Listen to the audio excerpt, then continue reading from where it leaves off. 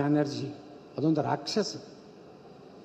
ಅದು ಏನು ಮಾತಾಡ್ತಿತ್ತು, ಏನು ಜಿಗಿತಿತ್ತು, ಯಾಕಡೆ ಹಾರ್ತಿತ್ತು. ರಾಯಚೂರಿನಾಗ ಮೊನ್ನೆ ನೋಡ್ತೀವಿ, ಒಂದು ಮಹರ್ಷಿ ವಾಲ್ಮೀಕಿ ಸಮುದಾಯವನ್ನು ಕಟ್ಟ್ಯಾರ, ಅದ್ರ ಮ್ಯಾಗ ಒಂದು ಮಸೂತಿ ಕಟ್ಟಿಬಿಟ್ಟಾರ ಅವ್ರು ಬಂದು ಅಲ್ಲಿ ನಮ್ಮ ವಾಲ್ಮೀಕಿ ಸಮಾಜದವ್ರು ಹೋಗಿ ತಿರುವಾಡು ಒಡೆದು ಕೆಡಬಿಟ್ಟಾರ. ಒಂದೇ ಮಕ್ಕಳ ಇಲ್ಲಿ ಕೊಯಂಕ ಅಂದ್ರೆ ಎಲ್ಲಿವರೆಗೆ ನಡೀತಿದ್ದು, ನೀವು ಬಹುಮತ, ನೀವು ಮೆಜಾರಿಟಿ ಇರುವವರೆಗೆ ಅಟ್ಟೆ. ನೀವು ಅಲ್ಪಸಂಖ್ಯಾತರಾದ್ರಂದ್ರೆ ಕಾಶ್ಮೀರ ನಿಮ್ಮ ಮುಂದೆ ಉದಾಹರಣೆ ಇದೆ, ಕೇರಳ ನಿಮ್ಮ ಉದಾಹರಣೆ ಇದೆ, ಪಶ್ಚಿಮ ಬಂಗಾಳ ನಿಮ್ಮ ಉದಾಹರಣೆ ಇದೆ. ನಮ್ಮ ಆಸಾಮದ ಮುಖ್ಯಮಂತ್ರಿ ಮೊನ್ನೆ ಹೇಳಿದ್ರು, ಇನ್ನು ಭಾಳ ಆದ್ರೆ ಇನ್ನು 2 ಸಲ ನಾವು ಹಿಂದೂಗಳು ಮುಖ್ಯಮಂತ್ರಿ ಆಗ್ಬೋದು ಆಸಾಮದಾಗ. ಮುಂದೆ ಒಂದು ಗ್ರಾಮ ಪಂಚಾಯತಿ ಮೆಂಬರ್ಸ್ ಆಯ್ತು ಹಿಂದೂಗಳು ಆಗ್ಲಿಕ್ಕೆ ಸಾಧ್ಯ ಇಲ್ಲ. ಎಲ್ಲ ಗ್ರಾಮ ಪಂಚಾಯತ್ ಹಿಡಿದು ಎಲ್ಲ ಸಾಬ್ರೆ ಆಗ್ತಾರೆ. ಆರ್ಟಿಕಲ್ 370 ಬಗ್ಗೆ ನಮ್ಮ ಚಂದ್ರಪ್ಪಣ್ಣ ಮಾತಾಡಿದ್ರು. ಏನು ಆರ್ಟಿಕಲ್ 370? ರಿಸರ್ವೇಷನ್ ಇರಲಿಲ್ಲ. FC ST ಹಿಂದುಳಿದವರು, ಮಹಿಳೆ ಯಾವ ರಿಸರ್ವೇಷನೂ ಇರಲಿಲ್ಲ, ನೌಕರಿಗೂ ಇರಲಿಲ್ಲ, ಪಂಚಾಯತ್ ಹಿಡಿದು MP ತನೂ ಇರಲಿಲ್ಲ. ಅಲ್ಲಿ ನೀವು ಹೋಗಿ ಭೂಮಿ ತಗೊಳಕ್ಕೆ ಬರ್ತಿದ್ದಿಲ್ಲ, ಅವರು ಬಂದು ನಿಮ್ಮ ಭೂಮಿ ತಗೋಬೋದು. ಅಲ್ಲಿ ಹೆಣ್ಣು ನೀವು ಆಗ್ಲಕ್ಕೆ ಬರ್ತಿದ್ದಿಲ್ಲ, ಅಲ್ಲಿ ಹೆಣ್ಣು ಆಗ್ಲಕ್ಕೆ ಅವ್ರಿಗೆ ಅಧಿಕಾರ ಇಲ್ಲ, ಅವರು ಇಲ್ಲಿ ಬಂದು ಹೆಣ್ಣು ಆಗ್ಬೋದು. ಅವ್ರ ದೇಶನಾಗ ಆ ರಾಜ್ಯದಾಗ 2 ಸಂವಿಧಾನ, 2 झंडा, 2 देश, एक देश में 2 संविधान, 2 निशान, 2 प्रधान नहीं चलेगा ಅಂತೇಳಿ ಡಾಕ್ಟರ್ ಶ್ಯಾಮಾ ಪ್ರಸಾದ್ ಮುಖರ್ಜಿಯವರು ಭಾರತೀಯ ಜನಸಂಘದ BJPಯ ಸಂಸ್ಥಾಪಕರು ಅಲ್ಲಿ ಹೋರಾಟ ಮಾಡ್ಕೊತ ಹೋದರು. ಅವ್ರನ್ನ ಜೈಲಿನಾಗ ಹಾಕಿದ್ರು. ಅವ್ರಿಗೆ ಸ್ಲೋ ಪಾಯ್ಸನ್ ಕೊಟ್ಟು ಇದೇ ನೀರು ಶೇಖ್ ಅಬ್ದುಲ್ಲಾ ಅವ್ರನ್ನ ಕೊಲೆ ಮಾಡ್ತಾರೆ ಜೈಲಿನಲ್ಲಿ. ಆ ಟೈಮ್ನಾಗ ಅವ್ರಿಗೆ ಇಂಟರ್ವ್ಯೂ ತೊಗೊಳಕ್ಕೆ ಒಬ್ಬ ಪತ್ರಕರ್ತನಾಗಿ ಆ ಜೈಲಿಗೆ ಹೋಗೋದವ್ರು ಅಟಲ್ ಬಿಹಾರಿ ವಾಜಪೇಯಿ. ಅಟಲ್ ಬಿಹಾರಿ ವಾಜಪೇಯಿ ಇಂಟರ್ವ್ಯೂ ತೊಗೊಳಕ್ಕೆ ಕೇಳ್ತಾರೆ. ಅವ್ರು ಶ್ಯಾಮಾ ಪ್ರಸಾದ್ ಮುಖರ್ಜಿ ಅವ್ರು ಹೇಳ್ತಾರೆ ಆ ಪತ್ರಕರ್ತಗೆ, ಅಟಲ್ ನೀ ಹೋಗಿ ನನ್ನಂತರೂ ಇವ್ರು ಬಿಡೋದಿಲ್ಲ, ನಾ ಸಾಯೋದು ಗ್ಯಾರಂಟಿ. ನೀ ಭಾರತೀಯ ಜನಸಂಘದ ನೇತೃತ್ವ ತಗೊಂಡು ಒಂದಿಲ್ಲ ಒಂದು ದಿವಸ ನೀನು ಈ ದೇಶದ ಪ್ರಧಾನಮಂತ್ರಿಯಾಗಿ ಇಡೀ ಭಾರತಕ್ಕೆ ನ್ಯಾಯ ಕೊಡಬೇಕನ್ನಂತ ಅಟಲ್ ಬಿಹಾರಿ ವಾಜಪೇಯಿ ಇವತ್ತು ನಮ್ಮ ದೇಶದ ಪ್ರಧಾನಮಂತ್ರಿ ಆದರು. ನಾವೆಲ್ಲ ಹೋರಾಟ ಮಾಡ್ತಾ ಇರೋದು ಸ್ವಾರ್ಥಕ್ಕಾಗಿ ಅಲ್ಲ.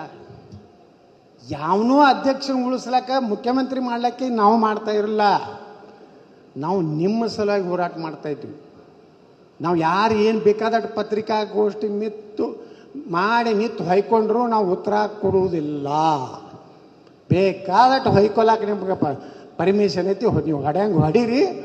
ನಾವು ರೈತರ ಪರವಾಗಿ, ಸನಾತನ ಹಿಂದೂ ಧರ್ಮ ಸಲುವಾಗಿ, ನಿಮ್ಮ ಸಲುವಾಗಿ ನಮ್ಮ ಪ್ರಾಣ ಹೋದ್ರ ಪರವಾಗಿಲ್ಲ, ನಾವು ನಿಮ್ಮ ಜೋಡ ಇರ್ತೀವಿ. ನಮಗೇನು ಸ್ವಾರ್ಥ ಇಲ್ರಿ. ಅಡ್ಜಸ್ಟ್ಮೆಂಟ್ ಆಗಿವ ಅಂತ ಹೇಳ್ತಾರೆ. ಯಾರ ಜೋಡ ಅಡ್ಜಸ್ಟ್ಮೆಂಟ್ ಆಗಿವ್ ನಾವು? ನಾನು ಸಕ್ಕರೆ ಕಾರ್ಖಾನೆ ಇವತ್ತು ಬಂದ್ ಮಾಡಿಸ್ಯಾರ. 850 ಕೋಟಿ ರೂಪಾಯಿ ಇಂಥ ಇಡೀ ಕರ್ನಾಟಕದಾಗ ಅತ್ಯಂತ ಹಿಂದುಳಿದ ಭಾಗ ವೀರೇಂದ್ರ ಪಾಟೀಲ್ ಕ್ಷೇತ್ರದಾಗ ಅಲ್ಲಿ ಶಿಶುಗಳ ಮಾರಾಟ ಮಾಡುವಂಥ ಒಂದು ತಾಲೂಕದಾಗ ನಾನು ಒಂದು ಸಕ್ಕರೆ ಕಾರ್ಖಾನೆ ಮಾಡೀನಿ.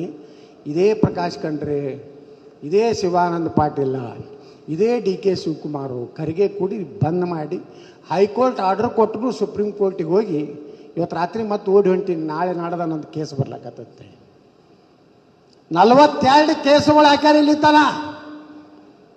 ಅಡ್ಜಸ್ಟ್ಮೆಂಟ ಇದು? ನಾವೇನು ತಪ್ಪು ಮಾಡೀವ್ರಿ? ನಾವೇನು ಮಂತ್ರಿನೇ ಬೇಡಲ್ಲ, ಯಡಿಯೂರಪ್ಪ ಇದ್ದಾಗ ಬೇಡಲ್ಲ, ಬೊಮ್ಮಾಯಿ ಅವ್ರು ಇದ್ದಾಗ ಬೇಡಲ್ಲ.